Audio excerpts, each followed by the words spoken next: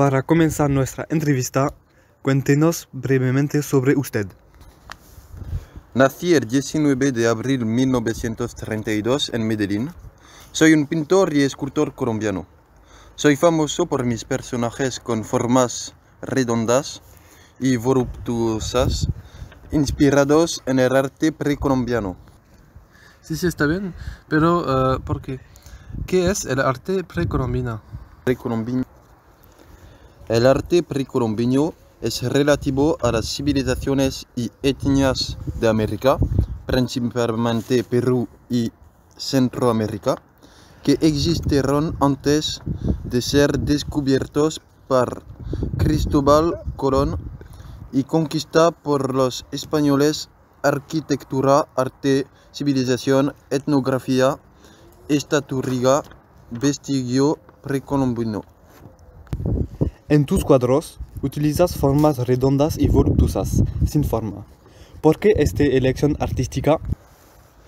Utilizo sus formas para diferenciar y ser fácilmente reconocible.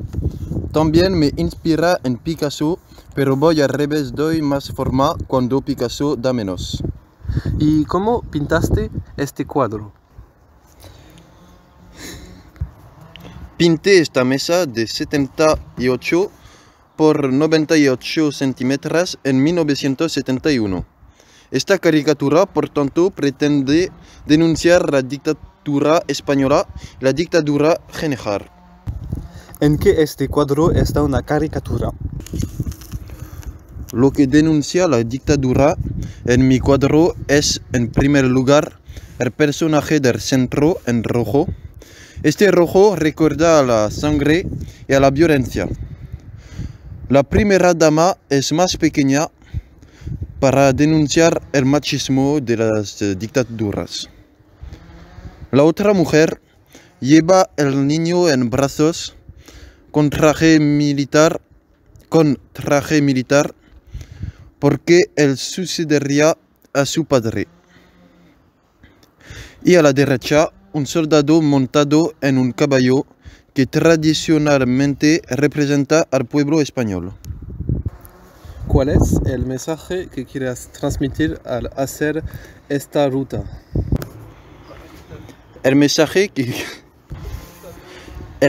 que quiero transmitir es que el dictador es prepotente. Este cuadro denuncia el abuso del poder político de la dictadura en América Latina y en todo el mundo. Gracias. Gracias por su entrevista. Adiós. Adiós. De nada, adiós.